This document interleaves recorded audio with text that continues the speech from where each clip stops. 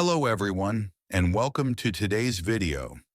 Today I'll be speaking with a hacker to uncover what hackers really do. If you enjoy deep conversations about technology, don't forget to like this video and subscribe to the channel.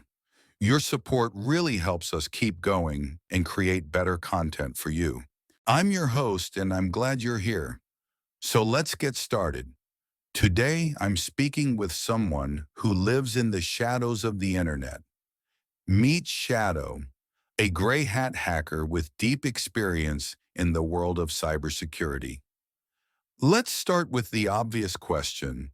What exactly is hacking and why do people become hackers? Hacking is not always about crime or chaos. At its core, hacking is about exploring, testing the limits of digital systems, and figuring out how they really work. Some people think hackers just break into systems for fun or money, but that's not the whole story. There are many kinds of hackers: black hats, white hats, and gray hats like me. Gray hat hackers live in the middle. We don't always ask for permission, but we don't aim to hurt people either. Sometimes we find flaws and report them. Other times, we make noise to show how weak a system really is. People become hackers for different reasons. Some are curious. They want to learn. Some want control or power to do things others can't. For me, it started with questions. Why does this code work? What happens if I change it? Can I break through this firewall? It's like solving a puzzle, a very complicated one, with real-world consequences. Most hackers aren't trying to destroy the world. They're trying to understand it, and maybe change it, one line of code at a time. So Shadow, let's talk about something a lot of people are confused about. Is hacking always illegal, or are there situations where it's actually allowed? That's a great question, and honestly, it's something people often get wrong. Most assume hacking equals crime, but the reality is much more complicated. Not all hacking is illegal. In fact, there are professional hackers called white hats. These are people who companies pay to break into their own systems, but with permission. White hats find weak points in networks before the bad guys can. They help companies fix problems and improve their cybersecurity. But then you've got black hats, the ones who hack for money, revenge, or just chaos. They do it without permission, and that's clearly illegal. In between, there's us, the gray hats. We sometimes enter systems without asking first, but we don't steal data or cause harm. If I find a serious bug in a bank's website, for example, I might report it anonymously. They might fix it, but sometimes I get ignored. It's a legal gray zone. Some gray hats try to do good even if they bend the rules. But yeah, bending rules can still get you in trouble. That's the risk. So in short, hacking isn't always illegal, but it always walks a fine line. Your intent matters, but so does whether or not you are allowed to touch the system. How do hackers usually learn their skills? Do you need a computer science degree? Or is there another way to become good at hacking? You don't need a computer science degree to become a hacker. Not at all. Many of the best hackers I know are self-taught, including me. It all starts with curiosity. You have to want to understand how things work, how systems connect, and where the weak points are. When I was younger, I spent hours taking apart old computers and playing with code. I read online forums, watched YouTube tutorials, and joined hacking communities. There are websites where you can practice hacking legally, like Hack the Box or Try Hack Me. They give you real-life challenges, and that's how I built my skills. Of course, a computer science degree can help. It gives you structure and deep knowledge, but it's not required. Passion, patience, and practice are way more important. You have to fail a lot. Every time something doesn't work, you learn something new. That's how hacking really works. It's also important to learn about networks, operating systems, and security tools. You can't just jump into hacking without knowing the basics. So, no, you don't need a degree, but you do need a mindset. Curious, determined, and willing to learn every day. What kind of tools or software do hackers use most often? Are there specific programs that are essential for hacking? There's a wide range of tools that hackers use depending on what they're trying to do. Some tools are for scanning systems, others are for gaining access, and some are for hiding activity. One of the most famous tools is Nmap. It's a network scanner. It lets you see which ports are open on a system, and that helps you understand how it's set up. Then there's Metasploit, which is like a Swiss Army knife for hackers. It's used to test security by launching controlled attacks on machines. Wireshark is another powerful tool. It captures and analyzes network traffic.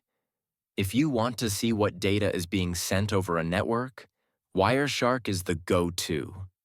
For password cracking, there's John the Ripper and Hashcat. These tools help you test the strength of passwords by trying thousands or millions of combinations. To stay anonymous, hackers often use VPNs, proxy chains, or even the Tor network. Some also use virtual machines so their real system doesn't get exposed. There are also custom scripts, things you write in Python, Bash, or PowerShell. A good hacker often creates their own tools or modifies existing ones to fit the task. And don't forget Linux distributions like Kali Linux or Parrot OS. These operating systems are made for penetration testing and come with hundreds of tools pre-installed. So yeah, hackers use a mix of open-source software, command-line tools, and custom code. The key isn't just using them. It's knowing how and when to use them.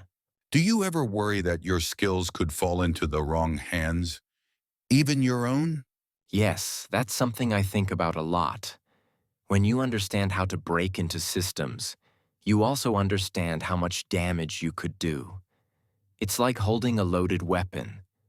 Just because you don't use it doesn't mean it's not dangerous. Knowledge itself can be a risk if it's not used responsibly. There have been times when I asked myself, am I going too far? Even when you're trying to help, it's easy to cross a line without realizing it. That's why I follow the gray hat code.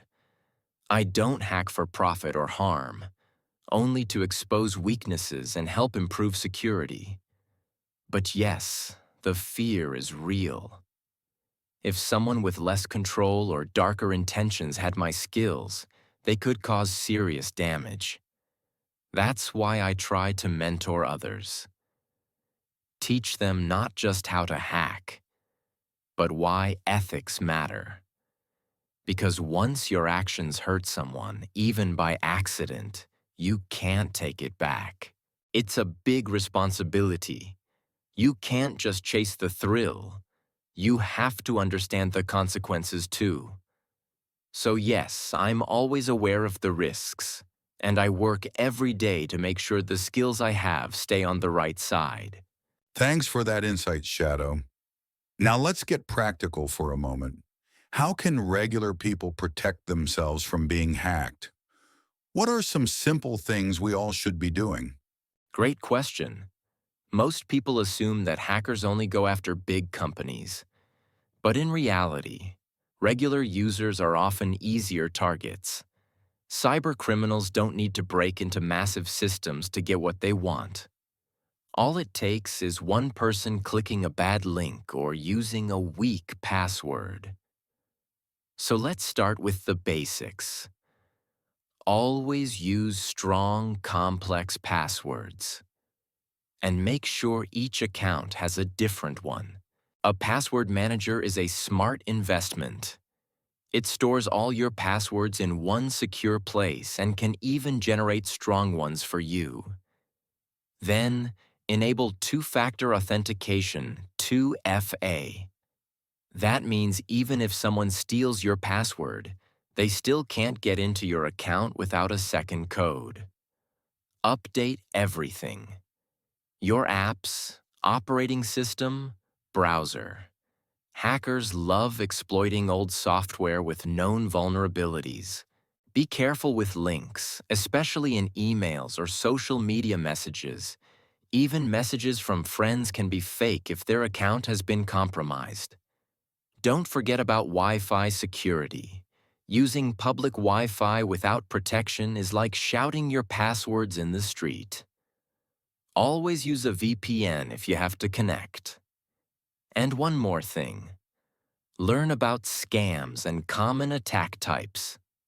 A little knowledge goes a long way in cybersecurity. Shadow, what's the biggest hack or cyber theft that's ever happened? And how did the hackers pull it off? One of the biggest and most shocking cyber attacks in modern history was the 2014 Sony Pictures hack. This wasn't just a normal data breach. It was a complex, multi-layered attack that affected an entire corporation on many levels. The attackers, calling themselves Guardians of Peace, didn't just steal files. They released unreleased films, exposed private employee emails, leaked executive salaries, and revealed internal plans. They caused chaos inside Sony. Many systems went offline, and employees had to go back to using pen and paper. Technically, the hackers used a combination of malware and spear phishing. Spear phishing is when hackers send targeted fake emails that seem real, maybe from HR or IT, and trick employees into clicking a link or opening a file. That small mistake gives the hacker access. And from there, they can install malicious programs to steal data or destroy systems. The malware used in the Sony attack was destructive. It didn't just steal information. It also wiped out hard drives and made computers unusable. This kind of malware is called a wiper. And it shows the goal wasn't just money, but punishment. The US government later blamed North Korea, saying the attack was revenge for Sony's movie The Interview, which mocked their leader. This was a clear example of state-sponsored hacking, where governments use cyber attacks as weapons, not just criminals, but entire countries. The Sony hack shocked the business world. After that, many big companies started taking cybersecurity way more seriously. It taught us that no one is too big or too safe. If your defenses are weak, someone will find a way in. Now, I want to ask something that's been on a lot of minds lately.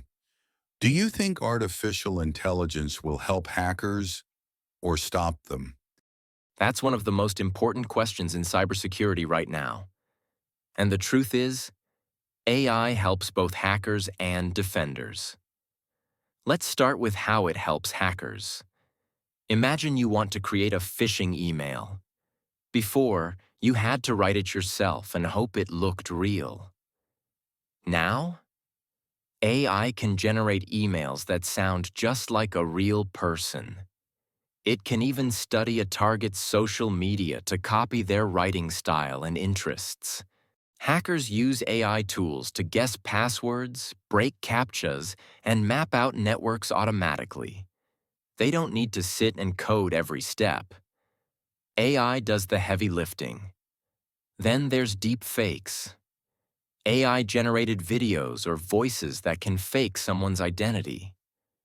These are dangerous in social engineering attacks, like pretending to be a CEO or coworker. But now let's talk about the other side. Cybersecurity companies are also using AI, and they're getting better at it. AI can scan millions of data points in seconds. It can flag suspicious logins, block strange behavior, and stop malware before it spreads. There are also AI-driven firewalls, intrusion detection systems, and automated patching tools. So defenders are also becoming faster and smarter. In the end, it's like a race. The better your AI, the better your chances. But both sides are improving fast. So yes, AI is a powerful weapon. Whether it protects or attacks depends on who's using it. All right, Shadow. Let's get into something a bit darker. What do you think about governments using hackers as weapons? Is cyber war already happening out there? Governments using hackers as weapons? That's not science fiction anymore. It's happening right now. And it's called cyber warfare. Many governments now have elite teams of hackers. They don't just defend their country's systems. They also go on the attack. They break into foreign networks, steal sensitive data, or even shut down infrastructure. Think about attacks on power grids, hospitals, or election systems. It's all real. Some of these hackers are part of military units. Others are freelancers, paid by governments to do the dirty work. It's a silent war. No bombs, no guns, just code. But the damage can be massive and long-lasting. The scary part? Most people never know it's happening until it's too late. So yes, cyber war isn't coming. It's already here. All right, Shadow, here's the final question, and it's a big one. Would you ever teach hacking to someone else, or is that just too dangerous? And after that, we'd love to hear any final thoughts you want to share before we wrap up. That's a question I've been asked before, more than once. And my answer always starts the same way. Knowledge itself is never dangerous, but the intent behind using it can be. You see, hacking isn't just about breaking into systems.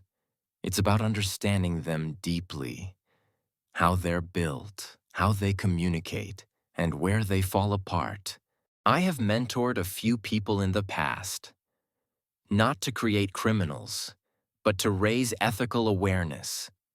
The truth is, if good people don't learn these skills, bad people will keep using them unchecked.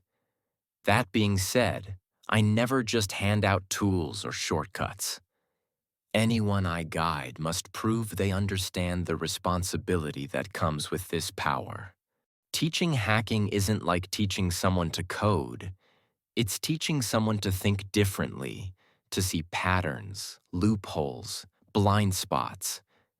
That mindset can build or destroy depending on who holds it. So yes, I do believe hacking can be taught, but only to minds that are mature enough to handle it. It's like giving someone a scalpel. In the hands of a surgeon, it saves lives. In the hands of a maniac, it does the opposite. As for my final thoughts, in a world where digital threats are growing every day, we don't need fewer hackers, we need better ones. Hackers who know when to break the rules and when to defend them. To everyone watching, remember, the most dangerous hacker isn't the one behind a keyboard. It's the one who never got caught. Because they used their skills to protect, not to harm. Thanks for watching, everyone. That was an intense ride with Shadow, and I hope it gave you a new perspective on the hidden world of hackers. Learning English through real, raw conversations like this is one of the best ways to improve. So keep watching, keep practicing, And remember, every word brings you one step closer to fluency. See you in the next video.